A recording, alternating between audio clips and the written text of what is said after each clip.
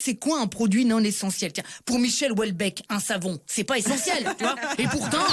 Willy Revelli met les points sur les i, matin, midi et soir, sur votre France Bleu ou francebleu.fr. Bon alors, résumons. Ces dernières semaines, après avoir été pour ou contre les animaux sauvages dans les cirques, pour ou contre le déploiement de la 5G, pour ou contre le port de la jupe à l'école, comme les Français ont horreur du vide, voilà qu'aujourd'hui on s'engueule sur l'ouverture des librairies. Pourtant, s'il y a bien un sujet qui ne mérite pas de débat, c'est bien celui-ci. Un livre, c'est juste le début du début de la connaissance. On doit y avoir accès. Point. Mais bon, faut dire que Jean Castex a géré ce nouveau confinement avec la grâce d'un DSK en carton. C'est le bordel.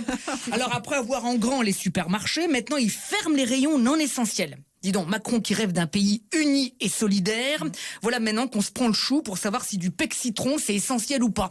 Allez, mal barré ton unité, hein.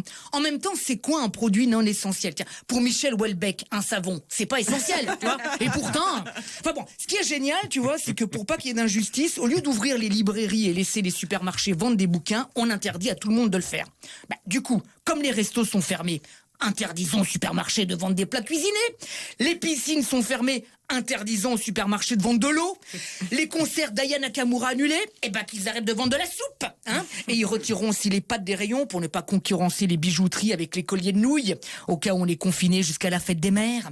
Par contre, on continue à vendre de l'alcool et du tabac, hein. Bah oui, hein. Les cimetières, eux, restent ouverts.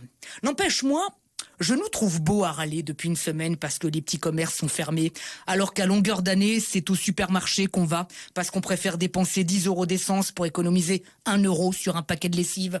C'est émouvant, hein, de voir ce maire défendre le petit commerçant, alors que pendant des années, le même maire a autorisé l'implantation de zones commerciales hideuses à la périphérie de son centre-ville, qu'il a donc fini par vider.